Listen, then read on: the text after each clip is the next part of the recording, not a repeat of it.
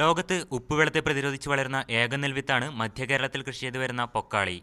6 മാസം നെൽകൃഷിയും 6 മാസം ചെമ്മീൻ കൃഷിയും എന്ന സംയോജിത മത്സ്യകൃഷിയാണ് പരമ്പരാഗതമായി ഇവിടെ നടത്തിവരുന്നത്.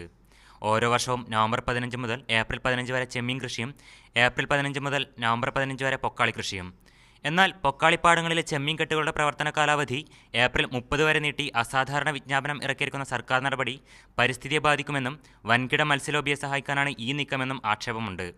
നെൽവയൽ നീർത്തട സംരക്ഷണ നിയമം പ്രകാരം പ്രത്യേക പരിരക്ഷ ആവശ്യമായിരിക്കുന്ന ഒരു പാടശേഖരങ്ങളാണ് പൊക്കാളി നിലങ്ങൾ.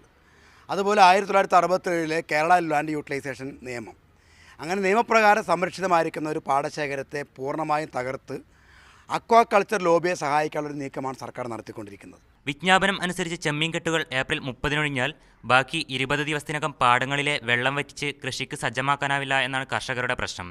2012 സംസ്ഥാന സർക്കാർ പൊക്കാളി നിലങ്ങളുടെ സംരക്ഷണത്തെക്കുറിച്ച് പഠിക്കാൻ വിദഗ്ധ സമിതിയെ നിയോഗിച്ചിരുന്നു. ഏപ്രിൽ 15 പാടം പൊക്കാളി കൃഷിക്കായി ഒഴിഞ്ഞുകൊടുക്കണമെന്ന കമ്മിറ്റിയുടെ ശുപാർശ തള്ളിക്കൊണ്ടാണ് സർക്കാരിന്റെ പുതിയ വിജ്ഞാപനം. നിതീഷ് ബാലൻ, മീഡിയ 1, കൊച്ചി.